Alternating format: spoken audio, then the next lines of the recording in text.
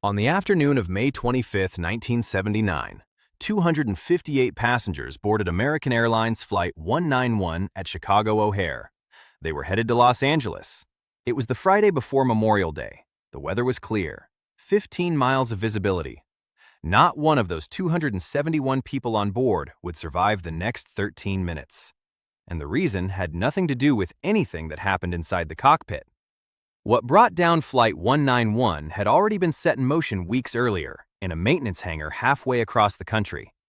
By the time the aircraft reached the runway that afternoon, its fate was already sealed. The aircraft was a McDonnell Douglas DC-10, a wide-body tri-engine jet and one of the largest commercial airliners in the world at the time. This particular airplane had been delivered to American Airlines in February of 1972. It was 7 years old with just under 20,000 hours of flight time. By all measures, a reliable machine. In the cockpit that afternoon were 3 experienced men. Captain Walter Lux was 53 years old. He had been flying the DC-10 since the day it entered service 8 years earlier. He had more than 22,000 flying hours, with roughly 3,000 of those in the DC-10. He was qualified on at least 8 different aircraft types. First Officer James Dillard, 49, sat in the right seat with over 9,000 hours and more than 1,000 in the DC-10. Behind them was Flight Engineer Alfred Udovich, 56 years old, with 15,000 hours of experience. Between the 3 of them, they had nearly 47,000 hours in the air. The passenger cabin was full. Memorial Day weekend was one of the busiest travel periods of the year. Among the 258 passengers were publishing executives headed to the American Booksellers Association convention in Los Angeles. There were families heading on vacation, couples, business travelers, a cross-section of America, settling into their seats for a 3.5-hour flight to the West Coast. The temperature was 63 degrees, a northeast wind of 22 knots. The DC-10 had a feature that was cutting edge for 1979. A closed-circuit television camera, mounted behind the captain's shoulder, fed a live image of the cockpit view to screens in the passenger cabin. Passengers could watch their own takeoff through the pilot's eyes. 8 weeks before this flight, this same aircraft had gone through routine maintenance at American Airlines facility in Tulsa, Oklahoma. The work included removing and reinstalling the left engine. It was standard procedure. On paper, everything went smoothly. The aircraft was signed off and returned to service. At 2:50 p.m. Central Time, Flight 191 pushed back from gate K5 and began its taxi to runway 32 right. Maintenance crews at the gate noticed nothing unusual. At 3:02, the tower cleared Flight 191 for takeoff. Captain Lux keyed his radio. American 191 underway. If you want to find out what happened in the next 31 seconds and why no one in the cockpit had any warning of what was coming, please hit that like button. It helps more people find these stories. And please subscribe if you have not already. Now, back to runway 32 right. The 3 General Electric engines spooled to full power. The DC-10 began accelerating down the runway. 80 knots, 100, 140. First Officer Dillard was at the controls. Captain Lux called out the speeds. V1, rotate. Dillard pulled back on the column. The nose lifted off the runway. And at that moment, a controller in the tower saw something come off the left wing. Something enormous. It flipped over the top of the wing and crashed onto the runway behind the aircraft. The controller in the tower watched it happen in real time. A 13,000-pound engine, still attached to its pylon, tore away from the left wing, flipped over the top of it, and tumbled onto the runway behind the aircraft. 3 feet of the wing's leading edge went with it. Inside the cockpit, the voice recorder captured a single thump. Then First Officer Dillard's voice. One word. Damn. And then silence. The recorder went dead. The left engine had powered the cockpit voice recorder. When the engine separated, so did the recording. Everything that happened in that cockpit over the next 30 seconds is unknown. But the flight data recorder, powered by a different engine, kept running. And what it captured told investigators everything they needed to know. At the moment of separation, Flight 191 was climbing. The wings were level. The aircraft was at 172 knots and rising through 140 feet. To anyone watching from the ground, it looked like a normal takeoff with a trail of white vapor streaming from the left wing. The controller in the tower keyed his microphone. "American 191 Heavy, do you want to come back? And to what runway?" No response. Off the air, the controller's voice was still being recorded by the tower system. "He's not talking to me." A pause. Then, "He's gonna lose a wing." The pilots did not know they had lost an engine. The DC-10's engines are not visible from the cockpit. With the cockpit voice recorder dead and radio contact lost, the crew likely believed they were dealing with a standard engine failure, and they followed the textbook procedure for exactly that situation. The engine out checklist called for climbing at V2, the calculated safe takeoff speed. For this flight, V2 was 153 knots, so the crew slowed the aircraft from 172 knots down toward that number. It was the right decision for a normal engine failure. But this was not a normal engine failure. When the engine tore away, it had ripped through the hydraulic lines that held the leading-edge slats on the left wing in place. Without hydraulic pressure, those slats retracted on their own. And with the slats pulled back, the left wing's stall speed jumped from 124 knots to 159 knots, 6 knots higher than V2. The crew had no way of knowing this. The slat disagreement warning light was powered by the left engine, dead. The stick shaker on the captain's control column, which vibrates to warn of an approaching stall, was also powered by the left engine, dead. American Airlines had been offered a stick shaker for the first officer's column as an optional add-on by the manufacturer. They had declined. As the aircraft slowed below 159 knots, the left wing quietly stalled. The right wing, with all its slats still extended and its engine producing full thrust, kept generating lift. The result was a force that no amount of skill or experience could overcome. At 325 feet above the ground, Flight 191 began to roll to the left, slowly at first, then faster. The nose dropped below the horizon. The bank angle passed 90 degrees, then 112. The controller in the tower watched the aircraft roll past vertical. "There he goes! There he goes!" Another controller standing nearby said 5 words. "I need to be relieved." 31 seconds after leaving the ground, American Airlines Flight 191 slammed into an open field at the edge of a trailer park in Des Plaines, Illinois. 21,000 gallons of jet fuel erupted on impact.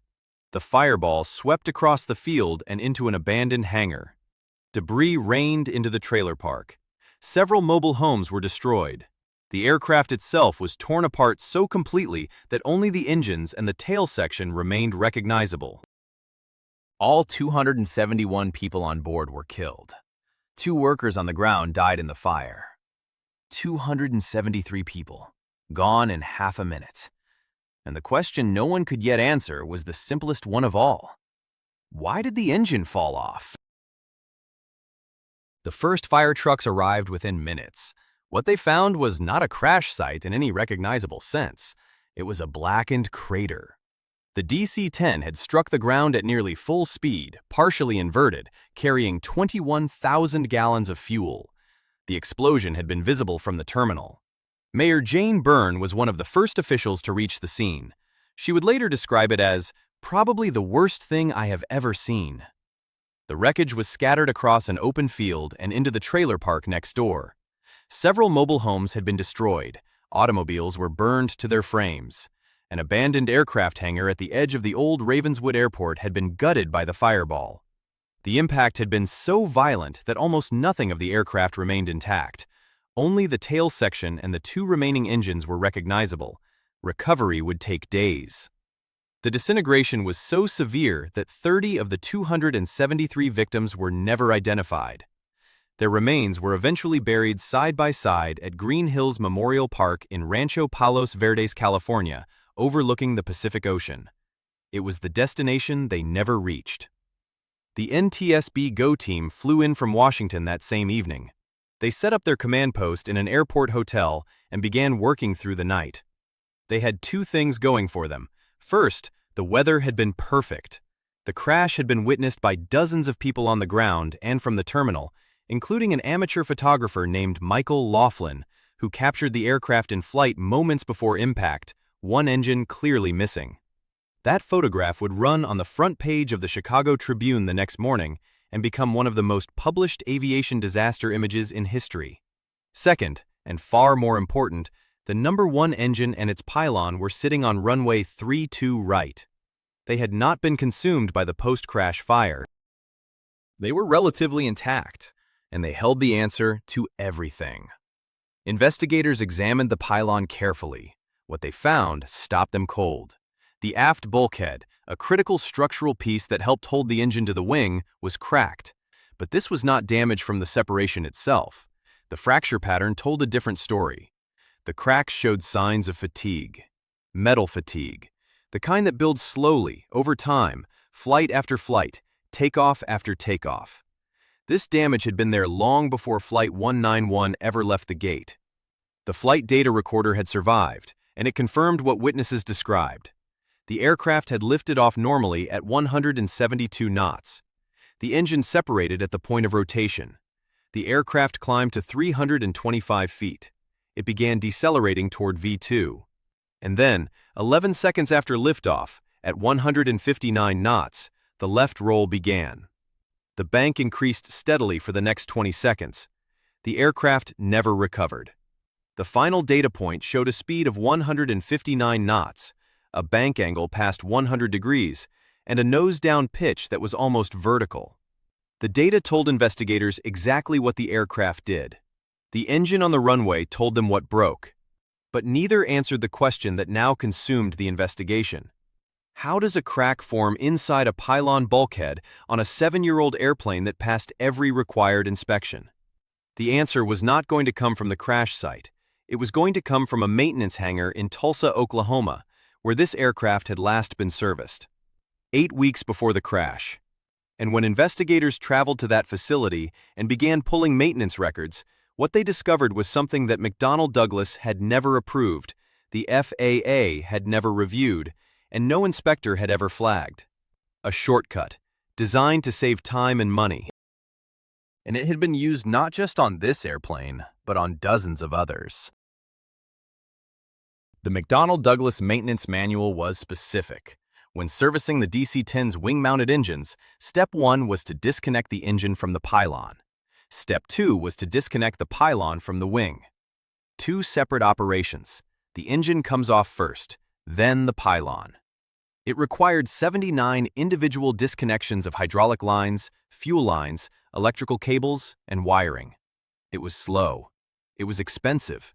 And for an airline operating dozens of DC-10s, it added up to hundreds of hours of aircraft sitting on the ground, not making money. American Airlines found a better way. At least, they believed they had. Instead of removing the engine and pylon separately, their engineers devised a method to drop both as a single unit. 1 operation instead of 2. The number of disconnections dropped from 79 to 27. It saved roughly 200 man-hours per aircraft. It was faster, cheaper, and on paper, simpler. The tool they chose for the job was a forklift. A standard industrial forklift, fitted with an engine stand cradle, would support the full weight of the engine and pylon assembly while mechanics disconnected the attachment bolts from the wing. The entire assembly, weighing several tons, would then be lowered away on the forks. There was one critical problem. The clearance between the pylon and the wing at the attachment points was measured in fractions of an inch. The forklift had to be positioned with absolute precision. If it was off by even a small amount, the engine and pylon would tilt like a seesaw and jam against the wing's mounting hardware. The forklift operator could not see the attachment point. He relied entirely on hand signals and shouted instructions from mechanics standing on scaffolding above him. McDonnell Douglas had never approved this procedure. They had never been asked to. American Airlines developed it independently, tested portions of it internally, and put it into practice. United Airlines had also begun removing engines and pylons as a single unit, but they used an overhead crane, which held the assembly level and steady. American and Continental Airlines chose the forklift. On March 29, 1979, aircraft N110 Alpha Alpha, the airplane that would become Flight 191, was brought into the American Airlines maintenance facility in Tulsa for routine service. The work included removing and reinstalling the left engine and pylon to replace spherical bearings. The mechanics began the procedure using the forklift method. Partway through the job, the shift ended. The next crew took over. During the break, with the forklift engine shut off, the hydraulic pressure in the forks bled down slightly. The engine and pylon, still partially attached to the wing, shifted. When the new crew arrived and tried to continue, they found the pylon jammed against the wing. The forklift had to be repositioned. The assembly had to be worked free. Whether the damage happened during the initial shift, the hydraulic settling, or the repositioning, no one could say for certain. But somewhere in that process, the upper flange of the pylon's aft bulkhead cracked. A 10-inch fracture in a piece of metal that was responsible for holding a 13,000-pound engine to the wing of an aircraft carrying 271 human beings. The crack was not visible to the naked eye. It was hidden inside the attachment structure. No one heard it, no one saw it. The work was completed, the paperwork was signed, and the aircraft was returned to service. For the next 8 weeks, that airplane flew passengers across the country. Every takeoff and every landing put stress on the damaged bulkhead. The crack grew, millimeter by millimeter, flight by flight. And on the afternoon of May 25th, on the takeoff roll of Flight 191, the accumulated stress finally exceeded what the metal could bear. The bulkhead fractured completely. The forward mount failed under the resulting load, and 13,000 pounds of engine and pylon tore away from the wing. But investigators were about to learn something that made the story far worse. This airplane was not the only one. When the FAA ordered an emergency inspection of every DC-10 in the United States, the results confirmed the investigators' worst fears. 6 aircraft were found with cracked upper flanges on their pylon aft bulkheads. 4 belonged to American Airlines.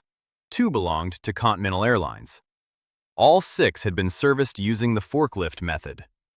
Continental's 2 cases were particularly disturbing. The first had been discovered in December of 1978, 5 months before Flight 191. During a bearing replacement on one of their DC-10s, maintenance workers heard a loud cracking sound as the forklift repositioned the engine. When they inspected the pylon, they found a fractured bulkhead flange. The damage was nearly identical to what would later be found on Flight 191. Continental treated it as a one-time maintenance error.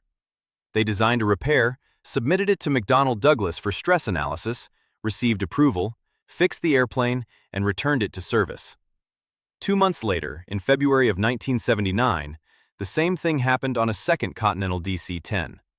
Same procedure, same forklift, same cracking sound, same damage. Neither incident was reported to the FAA. Neither was shared with American Airlines. Neither triggered a review of the procedure itself. 2 warnings. Both ignored. And 3 months after the second one, Flight 191 fell out of the sky. But the failure of the pylon was only the beginning of the chain. Investigators now turned to a harder question. A DC-10 is designed to fly on 2 engines. Losing one on takeoff is serious, but it is survivable. Pilots train for it. The aircraft is certified for it. So why did Flight 191 crash? The answer lay in a series of design decisions that, taken individually, seemed reasonable. Taken together, they were lethal. The first was the hydraulic system. When the engine separated, it severed the hydraulic lines that held the leading-edge slats on the left wing in their extended position. Most aircraft designs included a mechanical lock that would keep the slats in place, even if hydraulic pressure was lost. The DC-10 did not. It relied solely on hydraulic pressure. When the fluid drained away, aerodynamic force pushed the slats back into the wing. The left wing stall speed jumped by 35 knots, and the crew had no idea. The second was the electrical system. The number 1 engine powered the captain's instrument bus. When the engine left the aircraft, the captain lost his stall warning, his slat disagreement indicator, and his stick shaker. All 3 systems that could have told him what was happening went dark at the same moment. A backup power switch existed on the overhead panel, but activating it was part of an abnormal checklist, not the takeoff emergency procedure. The flight engineer would have needed to unbuckle, stand, rotate his seat, and reach the switch. At 300 feet and 30 seconds from impact, there was no time. The third was a business decision. McDonnell Douglas offered a stick shaker for the first officer's control column as an optional purchase. American Airlines declined. Had it been installed, it would have been powered by a different engine and would have activated the moment the left wing approached its new stall speed. The first officer would have known they were about to stall. He might have pushed the nose down and added speed. Simulator tests conducted after the accident proved that maintaining airspeed above 159 knots would have kept the aircraft flying. But those simulator tests came with an important caveat. Every pilot who successfully recovered in the simulator already knew what had happened to Flight 191. They knew the slats had retracted. They knew V2 was below the new stall speed. They knew not to slow down. The NTSB asked those same pilots a direct question. Could the crew of Flight 191 reasonably have been expected to figure all of this out in real time, with no instruments, no warnings, and no indication that anything was wrong beyond a lost engine? Every pilot said no. The NTSB cleared the flight crew of any fault. Captain Lux, First Officer Dillard, and Flight Engineer Udovich had done exactly what their training and procedures told them to do. They followed the engine-out checklist. They maintained V2. They did everything right. And it killed them. Because the procedures they were trained on never accounted for a situation where slowing down to the safe speed was the very thing that made the aircraft unflyable. But Flight 191 did not exist in a vacuum. The DC-10 had a history, and that history was becoming impossible to ignore. 5 years earlier, in March of 1974, Turkish Airlines Flight 981, a DC-10, crashed in a forest outside Paris after a cargo door blew open in flight. The explosive decompression collapsed the cabin floor, severing the control cables that ran beneath it. The pilots lost the ability to steer the aircraft. All 346 people on board were killed. It was, at the time, the deadliest aviation accident in history. The cargo door problem had been known. 2 years before the Turkish Airlines crash, American Airlines Flight 96, also a DC-10, had suffered the same failure over Windsor, Ontario. The crew managed to land safely, but the cause was clear. The cargo door latch design was flawed. A gentleman's agreement between the manufacturer and the FAA had allowed McDonnell Douglas to address the issue through a service bulletin rather than a mandatory airworthiness directive. The fix was recommended, but not required. Turkish Airlines never received the modification. 346 people died because of a known flaw that had already failed once and was fixed with a handshake instead of a mandate. Now, 5 years later, the DC-10 was back in the headlines. Different failure, same aircraft, same pattern. A known vulnerability, an inadequate response, and a catastrophic outcome. The public's confidence in the airplane collapsed. On June 6, 1979, 12 days after the crash, the FAA took an unprecedented step. It suspended the DC-10's type certificate. Every DC-10 under FAA jurisdiction was grounded. No American carrier could fly one, and the FAA went further, enacting a special regulation that banned all DC-10s, including foreign-registered aircraft, from entering United States airspace. It was the first time the agency had ever taken such action against a commercial aircraft type. The grounding lasted 37 days. During that time, every DC-10 pylon in the country was inspected. The 6 cracked aircraft were repaired. The forklift procedure was permanently banned. When the type certificate was restored on July 13th, it carried a new condition. Removing the engine and pylon as a single unit would immediately render the aircraft unairworthy. But the damage to the DC-10's reputation was already done. Orders for new aircraft dried up. McDonnell Douglas, already struggling against Boeing, never fully recovered in the commercial market. The DC-10 would remain in passenger service for decades, but it would forever carry the shadow of its early years. Turkish Airlines, American Airlines, the cargo door, the pylon. In the eyes of the public, it was the airplane that kept falling apart. The NTSB's final report, published on December 21, 1979, was one of the most detailed in the agency's history. It named the probable cause as the asymmetric stall resulting from the uncommanded retraction of the left wing slats, caused by maintenance-induced damage to the pylon structure. But the contributing factors list was long. The vulnerability of the pylon design, the vulnerability of the slat system, deficiencies in FAA oversight, failures in communication between the airlines, the manufacturer, and the regulator, and the inadequacy of existing procedures for this type of emergency. 23 findings, multiple failures. And one question that hung over the entire investigation. If one maintenance worker in Tulsa had raised his hand and said something was wrong, would 273 people still be alive? In fact, someone had. A mechanic named Joe White had expressed concerns about the forklift procedure. His warnings were dismissed by management. And a crew chief named Earl Russell Marshall, who had supervised the maintenance on the accident aircraft, was found dead the night before he was scheduled to be deposed by McDonnell Douglas attorneys. He had taken his own life.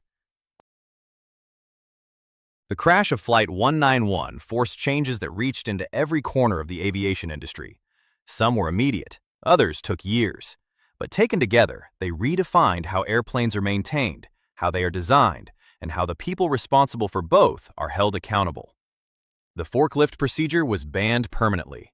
The FAA issued new regulations requiring that critical maintenance tasks, particularly those involving engine removal and reinstallation, be formally reviewed and approved as part of the aircraft's type certification process. Before Flight 191, aircraft certification and maintenance were treated as separate issues.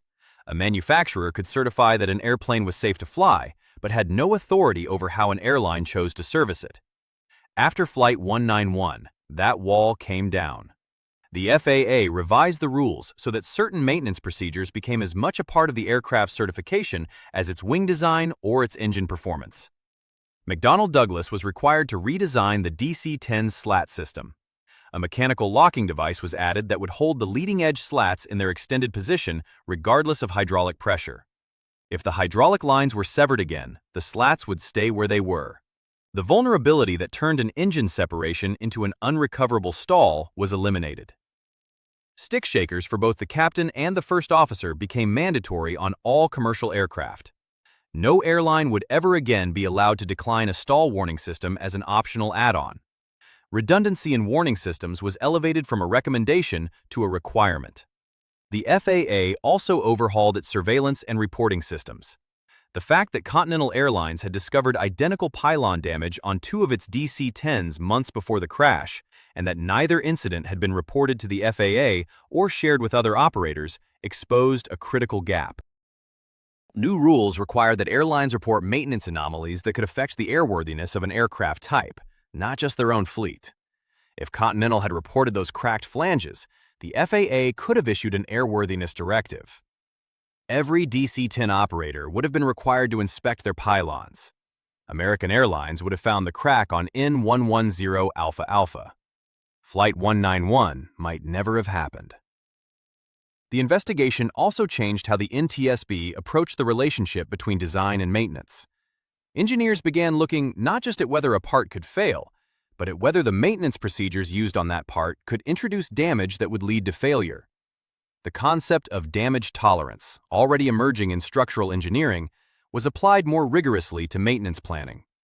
The question shifted from, is this part strong enough, to, can this part survive the way people actually work on it? For 32 years, there was no permanent memorial to the victims. The crash site itself, an open field at the edge of a trailer park, was eventually redeveloped. The runway from which Flight 191 took off was demolished around 2015.